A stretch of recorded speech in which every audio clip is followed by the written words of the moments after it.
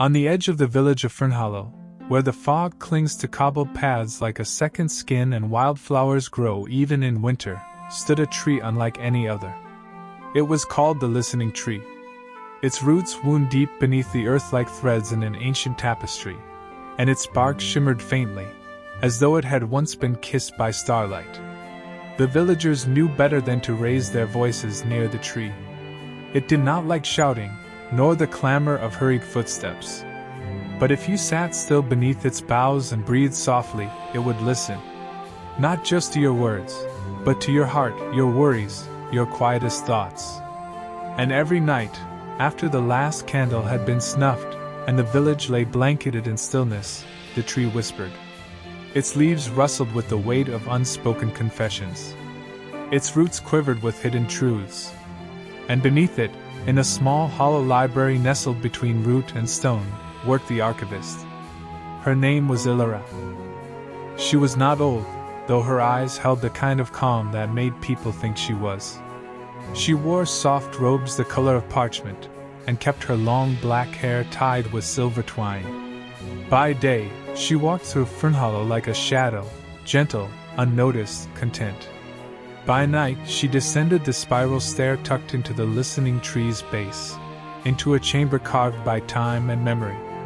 The Whisper Archive was not a place most knew existed. It was hidden not by magic, but by the world's indifference. Those who once tended it had long passed, and now only Ilyra remained, gathering what the tree offered. Each night, she lit a single lantern, its glow golden and kind. Then she opened a great book at the center of the room, a tome with pages made of pressed petals and ink drawn from midnight rain, and began to listen. The whispers came like wind through reeds. Soft, slender, sometimes sad, sometimes sweet. I never told her I forgave her. I buried it beneath the hearth. He loved me. I'm certain of it. Ilyra transcribed each one with delicate care, her handwriting small and elegant. She did not judge the voices, did not try to know them. She simply kept their stories safe. One night, as autumn laid a cool hand on Fernhollow, and the moon rose heavy and amber over the hills, Ilyra heard a whisper that did not fade. It came not like the others, brief, fleeting, like steam on glass, but clear, sharp, and persistent. Help me! She paused, quill hovering. No other whispers came. Just that one, over and over. Help me! It wasn't a plea shouted in fear, nor a sob wrapped in pain. It was quiet, calm, intentional. Ilyra dipped her pen again and wrote it down. Then, for the first time in many years, she looked up toward the roots that curled above her head. Who are you? She whispered back. Silence. The tree rustled once, then stilled. The lantern flickered. The air turned colder. She waited, but the whisper did not return. Not that night. The next evening, as she resumed her work, the voice came again. Help me! Please! And this time, it brought with it something else, a name. Alric. Ilyra sat motionless, the word hanging in the chamber like perfume in still air. Names were rare. The listening tree whispered feelings, confessions, secrets, but never names. To speak a name was to ask to be known, to be remembered. She placed her quill down. Alric, she said aloud. The tree responded with a creak, a slow groan deep within its ancient trunk. Dust fell from the ceiling. A distant root shifted. Where are you? She asked. And the voice whispered back. Below.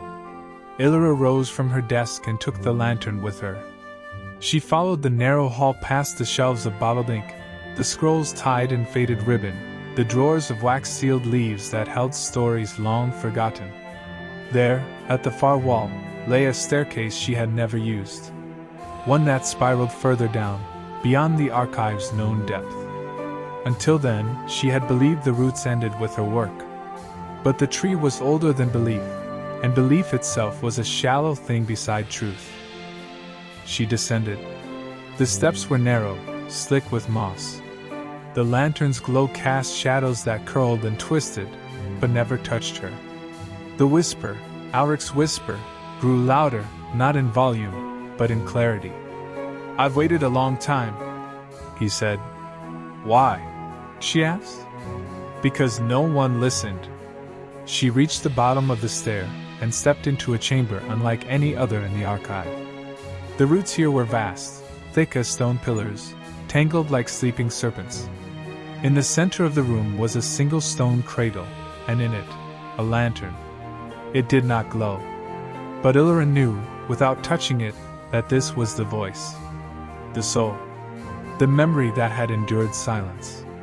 She knelt beside it and placed her hand gently on its surface. The stone was cool. The glass warm. "Ulrich," she whispered. "I hear you." The lantern flared. Soft at first. Then steady. Within its center swirled a light like starlight through fog, flickering in patterns that felt like language. Images filled her mind, not seen with the eyes, but with something deeper. A boy, running through an orchard. A hand reaching for a sister's. A promise made at a well. A fall. Darkness. Roots closing in. Silence. Ulrich had been buried. Not in earth, but in memory. Forgotten. Lost. "I was the first archivist," his voice said. "But I did not stay long enough." She understood. The Whisper Archive had not always been hers. There had been others. Keepers before her. Ulrich among them. A boy who had dared to listen too deeply. "I'm ready now," he said. "For what?" "To be remembered." Ilyra lifted the lantern from its cradle and held it close. The light within pulsed once, then steadied. She turned and climbed the stairs. The roots whispered gently, as if parting for her steps. The chamber above welcomed her with its familiar scent of ink and time. She placed the lantern at the center of the great table and opened her book once more. This time, she did not write a whisper. She wrote a story. Ulrich's story. His name. His promise. His fall. His return. As her pen danced across the page, the tree seemed to exhale, deep and long, like a held breath finally released. The whispers that followed were different. Softer. Clearer. As if Ulrich's awakening had opened a door long sealed. And that night, for the first time, Ilyra dreamed not of whispers, but of voices. She heard laughter. A lullaby. A thank you. And far below, in the root-deep cradle, the lantern glowed on. In the days that followed, the lantern on Ilyra's table remained aglow. It needed no oil, no wick, no tending. It simply lived, its light pulsing with a memory now known, a voice no longer alone. The other whispers came as usual, fluttering in the evening breeze like moths in twilight, but they no longer crowded the room. They waited, gave space, honored Ulrich's return. Ilyra wrote with a gentler hand. Something in her posture had changed, more upright, more grounded. The tree had always been sacred to her, but now it felt alive in a way she hadn't truly understood before. Not merely a vessel for whispers, but a keeper of them. A living bridge between memory and breath. One evening, she noticed something strange. A new lantern had appeared. It hung by itself on the far wall, no hook, no chain. Just there. It was faint, flickering, not quite awake. She stepped closer, careful not to startle it. The glow inside wavered as though sensing her approach. "Not yet," it seemed to say. "Not ready." She didn't reach for it. She simply bowed, a quiet acknowledgement, and returned to her work. The next night there were two. Not beside each other, on opposite walls. One slightly brighter than the other. Both silent. By the end of the week, there were 5.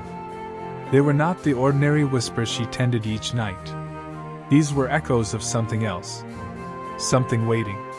Ilyra returned to Ulrich's lantern and placed her hand upon it again. "Are they like you?" she asked. The pulse within grew stronger. Yes. Others? Forgotten. Buried. She understood. Alric had not been the only archivist whose voice had fallen into shadow. Others had come before her. Others had listened. And some had become the very whispers they once recorded. The listening tree had not just absorbed the thoughts of the villagers, it had absorbed the lives of its caretakers. Preserved them. Sheltered them. And now, they were waking. Ilyra began preparing new scrolls.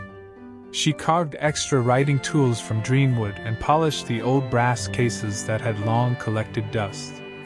Each night, she sat at her table, ready to record whatever came through the root hum of the listening tree. The whispers began to shift. No longer just the thoughts of Fernhollow's people, but conversations. Histories. The voice of a woman named Sarah, who once charted the names of birds long extinct. The soft laugh of Eldon, who remembered every story he heard as a boy but never dared speak them aloud. A child named Toma, who never grew old, but left behind dreams so vivid they now bloomed as flowers beneath the archive stone. Each lantern told their story. Each was recorded with reverence. And one by one, the wall began to glow. It became a place of light. Where once the archive had been a hush of parchment and candle smoke, it was now a quiet galaxy, each orb a star, each name a constellation. The villagers still knew nothing of it, though some began to dream of lanterns and silver leaves. Children would wake with whispers still in their ears. A farmer claimed his missing mother spoke to him through the rustling of his orchard trees. The listening tree was growing stronger. It bloomed again that spring, though no season had touched it in years. Petals like pale green silk drifted through the village. Some swore they could hear music in their fall. And still, the archive glowed. Ilyra slept rarely. Not from fatigue or restlessness, but from purpose. Her life had become rhythm, ink and voice, light and silence. She felt herself becoming part of the tree. Not losing herself, but softening into something larger. And then one night, the door at the base of the stairs creaked open. No one had touched that door since the day she first entered. The wind could not move it. The roots did not allow it. And yet there it stood, ajar. A flicker of lantern light spilled from beyond. Soft. Inviting. Ilyra rose without hesitation. She took no tools, no scrolls. Only herself and the gentle hum of the archive behind her. She stepped through. Beyond the door was a tunnel, one not made of stone, but of root. Smooth and dark, with veins of glowing sap that pulsed like breath. The floor beneath her feet felt soft, springy, like walking on woven moss. She walked for a long time, but never grew tired. Time bent in strange ways here, unfolding like petals in slow motion. And at the end of the path, a chamber. Circular. Hollow. Lit by thousands of tiny lanterns that hung from invisible branches overhead. In the center, a pool of still water. And beside the pool stood a figure. He wore robes of twilight blue, threaded with copper light. His face was kind, and his eyes glowed like lantern glass. Ilyra, he said, not with sound, but with presence. Are you Alric? She asked. He shook his head. No. I am the voice behind the root. The seed of the first flame. She didn't understand, not completely. But her heart accepted it before her mind did. You are the tree, she whispered. I am its memory, he said. And you are its breath. She stepped forward. Why show me this now? Because it is time to remember all. He reached out, touching the surface of the water. Ripples spread, not outward but upward. The lanterns above flickered once, then all at once began to descend. Each one drifted gently to the ground, surrounding Ilyra like stars settling on snow. And every one bore a name. Names she hadn't written yet. Names of those yet to speak. The tree had not just listened to the past. It had listened to what was coming. The voices of tomorrow. the sorrows and joys that had not yet bloomed. Ilyra, the memory said, you are the keeper not only of what was, but what will be. She felt tears gather in her eyes, not from sadness, but from awe. What do I do? She asked. You write. You remember. You prepare the world to listen. He stepped back into the water. His form dissolved like smoke. And the lanterns rose again, higher than before, their light brighter. Ilyra returned to the archive, the door closing softly behind her. She sat at her table, placed her hand to the page, and began to write. Not what she had heard, but what she had yet to hear. Each morning, Ilyra awoke with words already forming behind her eyes. She didn't dream anymore in the ordinary sense. Her sleep had become a quiet waiting, as if her mind sat still beside a lake and caught ripples from things that had not yet happened. She no longer feared misplacing a whisper or missing a memory. They came to her, faithfully, with the steadiness of tides. The tree no longer rustled simply in response. It greeted her when she stepped outside, its branches swaying in soft acknowledgement. The villagers noticed subtle changes. Their sleep grew deeper. Their tempers softened. Disagreements that once lingered faded as if carried off by wind. Children stopped fearing the forest and instead left drawings at the edge of its roots, small folded pages of stick figures and stars. And the lanterns multiplied. By winter's end, the archive's walls could no longer hold them. They bloomed from the ceiling, hung in branches that sprouted through the stone, each one different in hue, size, voice. Ilyra had long stopped questioning how it worked. She understood now that time was not a line within the listening tree, but a circle, a pulse, a rhythm, and she was its archivist. One morning, she found a new lantern waiting on her desk. Unlike the others, this one bore a shimmer she hadn't seen before, like frost kissed by sunrise. Inside it swirled not light, but color. Pale gold, lavender, and a soft blue like dawn skies before the world wakes. She placed her hand on it, and she heard laughter. But not of the past. This laughter was coming. It belonged to someone yet to be born. A child named Dylan. And for the first time, Ilyra wrote in future tense. She will laugh in the rain. She will dance in the garden where her great-grandmother once cried.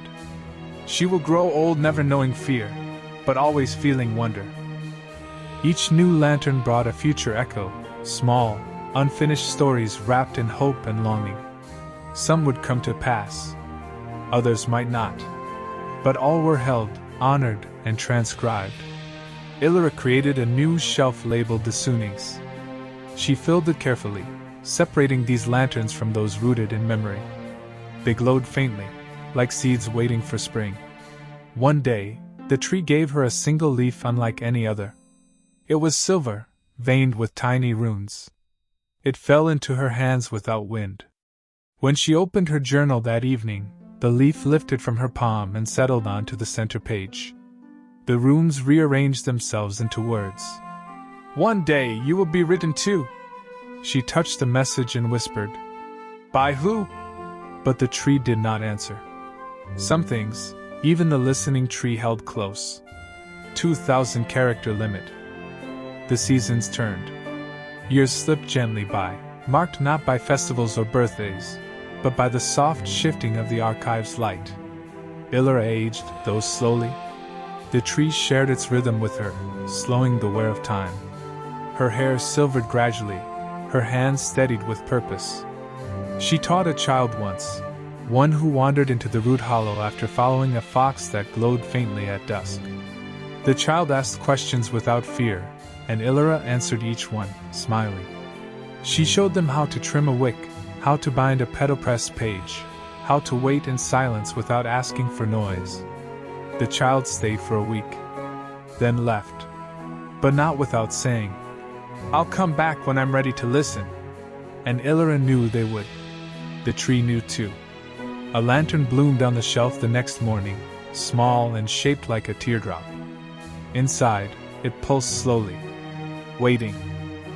One evening, As she walked the narrow path between lantern shelves, Ilyra paused. A single lantern, one she had passed countless times, now shone differently. It bore no name, no whisper, no color, only silence. She reached for it gently. As her hand brushed its surface, she felt warmth rush through her like breath on glass. And in her mind she saw herself, not as she was now, but younger. Then older. Then quiet. Then gone. The lantern was hers. A memory yet to be made. She knelt before it and pressed her forehead to its surface. "I understand," she whispered. It glowed once, deep, comforting, steady, then dimmed. She did not cry. She did not fear. She placed the lantern back on the shelf, then returned to her table. She wrote, "The archivist will one day leave, but her story will remain in every page. The listening tree will hum her name, and the whispers will speak it with care." Spring returned to Fernhollow with bird songs stitched into the fog, and the fields bloomed as if they had never known sorrow. The villagers felt it in subtle ways, their steps lighter, their dreams sweeter, their mornings arriving with fewer regrets. Children spoke more often of voices in the breeze, of soft songs coming from the trees.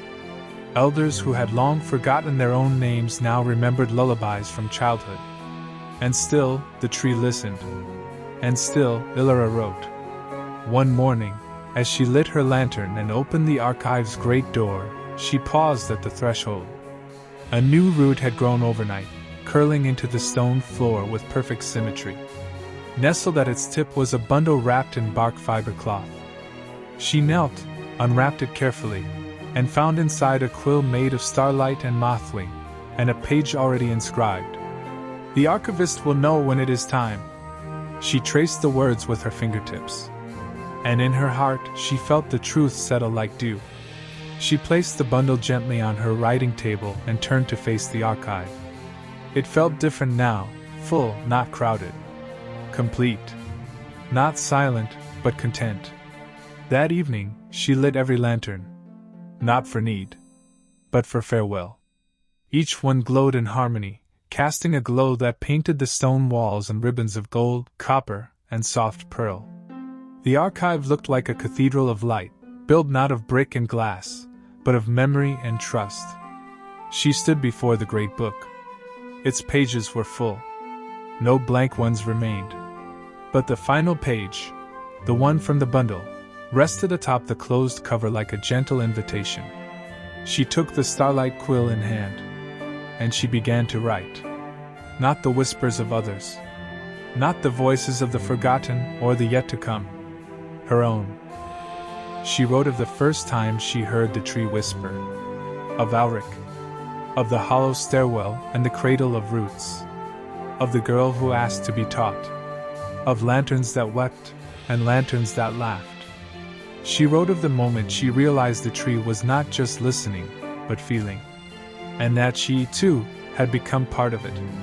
With each word, her body grew lighter, not fading, not vanishing, just releasing, like exhaling after a long-held breath. The lantern above her desk flickered to life. It bore her name, Ilyra, and inside it, a swirl of pale gold and lavender and sky blue, a perfect echo of the future she had once written for Elin. She placed the final page beneath it, closed the book. She smiled. Then she walked slowly toward the staircase. Not the one that led back to the village. The other. The one beneath the roots. The listening tree bent slightly toward her as she passed. Not a farewell. A blessing. She descended through the root tunnel once more, feeling the hum of the archive behind her and ahead of her, within her. At the pool of still water, the chamber pulsed with quiet joy. Lanterns drifted above, each a star waiting to be remembered. She stepped into the water. The surface did not break. It welcomed her, held her, carried her gently into its glow. And when she was gone, a new root curled upward from the chamber floor. At its end, a lantern. Small, bright, peaceful. Ilyra's lantern. It joined the others overhead, casting light on the water's mirrored surface. And the tree sighed. A sound not of sorrow, but of rest. The archive remained still for many weeks after Ilyra's light passed into the roots. The tree did not murmur. The lanterns held their glow, steady but hushed, as if in reverent pause. Fernhollow continued on in its quiet way, its people unaware of the shift beneath the earth. But some sensed it in their bones, in the way dreams lingered longer in the morning, or how their words sometimes echoed back to them in the rustle of leaves. Then one day, a girl arrived. Not from the village, but from far beyond, where the rivers curled like silver ribbons across fields of heather. Her name was Kaylin, and she had followed a story whispered to her in sleep, of a tree that listened, and of a woman who wrote the world into memory. Kaylin had never seen a listening tree before, but when she stepped beneath its branches, she did not hesitate. She touched the bark, and the roots opened. The spiral stair revealed itself, just as it had for Ilyra years before. Moss crumbled gently beneath her feet as she descended, the lantern she carried pulsing with each heartbeat. The archive greeted her with silence, but not emptiness. Lanterns hung above and around, casting long shadows on the curved stone walls. The great table stood undisturbed, and beside it, the starlight quill and the final page left by Ilyra. Kaylin stepped forward and read the words. She did not cry. She did not speak. She simply sat and began to listen. The tree sighed, relieved. A breeze passed through the village above, stirring chimes on porches and causing cats to blink toward the forest. The tree had chosen. Kaylin listened differently than Ilyra. Where the former archivist had written quietly and with reverence, Kaylin spoke softly to each lantern as she passed. "Tell me your story," she'd say. And the lanterns responded. Not in words, but in color, in scent, in echoes of laughter or lullabies. She transcribed them all, but she also sang. Songs without melody, formed from the shape of dreams. Songs only the roots could understand. Under Kaylin's care, the archive changed again. She rearranged the lanterns by feeling rather than history, placing those with hopeful flickers near ones that pulsed with sorrow, allowing balance. She opened the tunnel beneath the stair not just to visit, but to light candles at the pool, honoring the archivist's past. There, she spoke Ilyra's name every week. "I do not know your voice," she said one day, kneeling before the lantern that bore it. "But I know your care." The lantern glowed warmer, as if it heard. One evening, as Kaylin catalogued a whisper about a ship lost to starlight, a new voice entered the chamber. It wasn't from a lantern. It came from the root. "Are you listening?" it asked. Kaylin straightened. "Yes," she replied. "Then remember this." The voice that followed was different. Older. Not bound by a single memory. It moved through her like wine through reeds, ancient and curious. It told of a place far beyond the known map, where the sky shimmered green and stars swam in rivers overhead. A place where silence held music, and light could be folded into paper. Kaylin transcribed every word. As she wrote, the roots around the chamber shifted, and from the floor, a pedestal of bark and stone rose. Atop it, a new book, bound in the same bark fiber as the one Ilyra had closed, but unmarked. Untouched. She placed her hand on its cover, and it warmed. "This is your book," the voice said. "Write not what was. Write what the world forgets to remember." Kaylin did not fully understand, but she accepted. She began her entries that night. Some truths are too quiet for time to carry on its own. Some stories drift. Some stories wait. And some, like roots, grow only when no one is watching. The archive pulsed with light. Lanterns blinked softly as if in agreement. Above, the listening tree stretched its branches higher, a single blossom unfurling at its crown. And far below, the water at the memory pool glowed in rhythm with Kaylin's words. The Whisper Archivist had returned. Not the same as before, but listening, always, and remembering. The days passed like soft winds over still waters. In the archive beneath the listening tree, Kaylin's fingers moved with calm purpose, shaping letters into memory the way a sculptor shapes clay. The tree offered her not just whispers of villagers and echoes of forgotten thoughts, but fragments that seemed ancient. Older than the village. Older than the valley. Whispers that came in languages no longer spoken. Images of skies with unfamiliar stars. Stories wrapped in riddles, without beginning or end. One such whisper came on a windless night. The tree shivered once. A single lantern, one Kaylin had never seen before, descended from the root canopy, hovering in the middle of the archive. Its glass was smoky. The flame inside was blue, dim, flickering like breath about to fade. When she reached for it, she felt a chill, not of fear, but of distance. The whisper inside it said only one word. A name. Thailand. Kaylin repeated the name aloud. The tree creaked in response. A sound like sorrow. She searched every archive scroll, every old inscription, every petal-pressed index left by archivists past. Nowhere was the name Thailand written. No whisper bore it. No lantern carried it, until now. She placed the lantern gently on her desk. Its glow dimmed further, almost to nothing.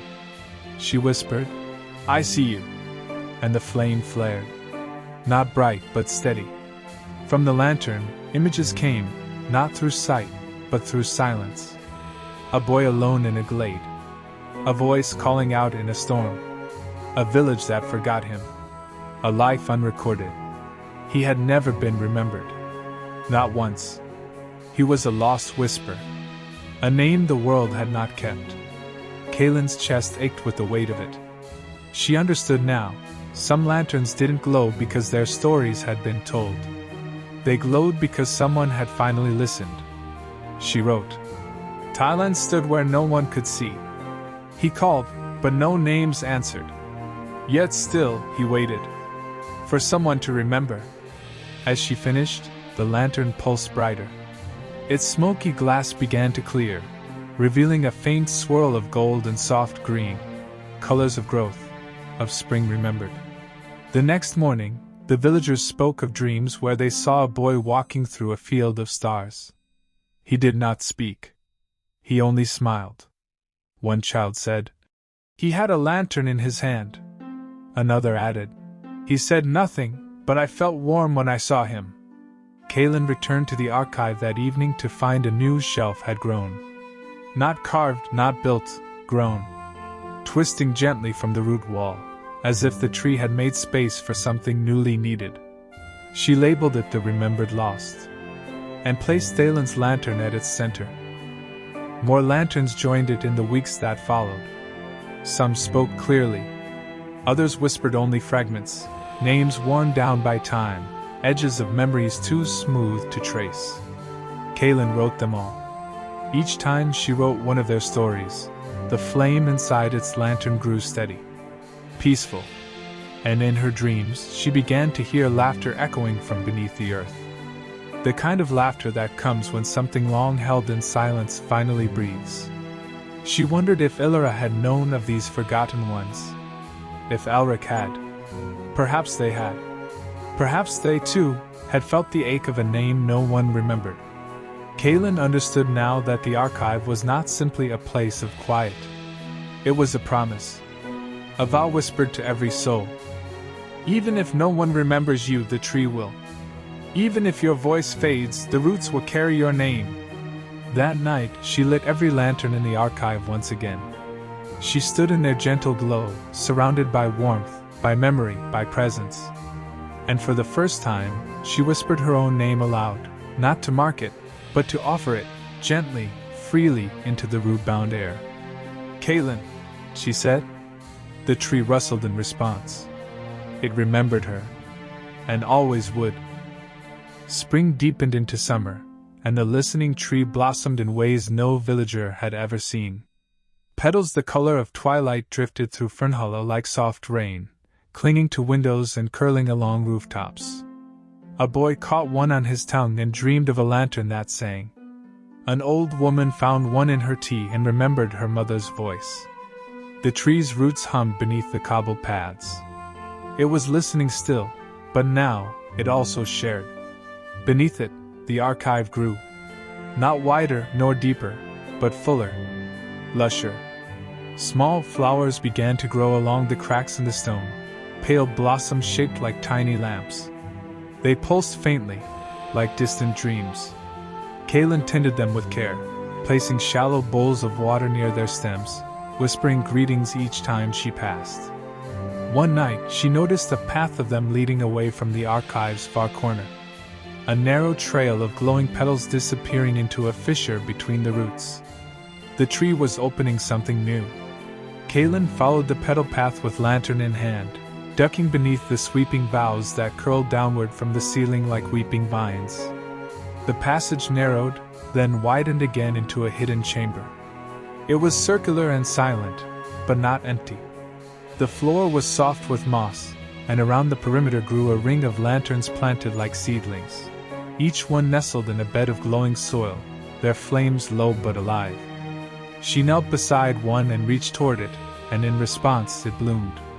The glass opened like a flower, revealing a pulse of light that rose and hovered gently above it. A memory took shape, not in her mind, but in the air. A child's first word, whispered in a language long forgotten. The scent of cedar smoke. A lullaby sung beside a lake that no longer existed. These were not just whispers. They were seeds. Stories waiting to be born again. The tree had not only listened. It had stored possibilities. Fragments of meaning that could one day return to the waking world. This was a garden of remembrance. A place where forgotten dreams could be planted once more. Kaylin wept, not from sadness, but from awe. She named the chamber the Lantern Garden.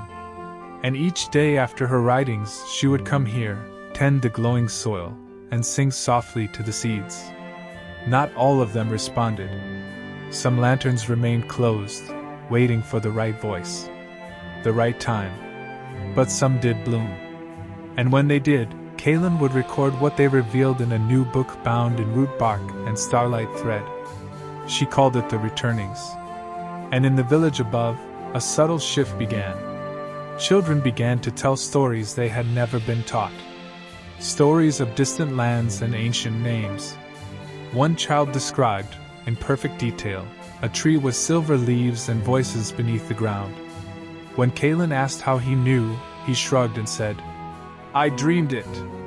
Another girl drew a picture of a lantern shaped like a teardrop, and when Kaylin showed her Thalen's entry, the child said, "That's his name. He told me." The past and future were mingling again. Not in chaos, but in gentle weaving. The roots had grown deep, but now the branches stretched higher.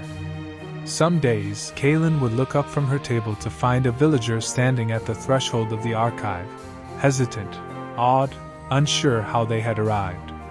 She would offer them tea, a cushion, silence, and often they would whisper something they had never said aloud. When they left, lighter and teary-eyed, a new lantern would hang above their path. The tree never forgot a gift, or a grief. Years passed as softly as snow falling on a still lake. Fernhollow changed, but never loudly. A few new cottages appeared, painted in soft greens and blues. A new bell tower was raised, but only rang once a day, at dusk, in honor of the tree. The villagers began calling it the Heartwood, not out of superstition or reverence alone, but affection. The listening tree had become something more, a companion. Kaylin aged, but slowly, wrapped in the rhythm of the archive and the root-deep grace of the tree. Her hair, once a dark river, now glimmered silver, and her hands, though worn, moved with clarity and warmth. The lantern garden grew. Some lanterns bloomed each day, others only when moonlight fell at a certain angle, or when laughter echoed in the chamber above. Kaylin sang to them all. She wrote of stories not yet imagined. She wrote of people who had not yet lived. and every word she wrote grew light. One dawn, she awoke to find a new path in the archive. It was lined with lanterns she had never seen. Each one bore a single word, welcome. At the end of the path stood a girl. Young. Curious. Her eyes wide with wonder. I dreamed of you, the girl said. And the tree told me to come. Kaylin smiled. She took the girl's hand and led her inside. Showed her the lanterns, the books, the blossoms growing along the root line. She taught her how to whisper without words. How to hear a name not spoken aloud. And most importantly, how to listen with the heart. The girl's name was Ailey. And when she placed her hand on the center table, the bark beneath her fingers glowed softly. The tree had chosen again. Kaylin did not leave that day, nor the next. But she knew the time would come.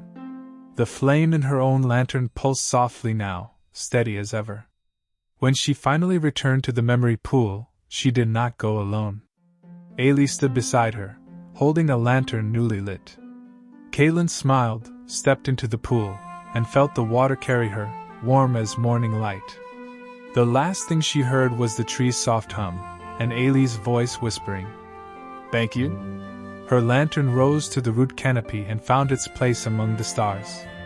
And in time, Ailey became the archivist. And the tree listened on. Whispers of past and future. Sorrows, joys, beginnings and ends. The listening tree never forgot. Because someone always listened. Someone always wrote. And even when names fade from the world above, they bloom beneath the roots. Forever remembered. Forever glowing. In the lantern light.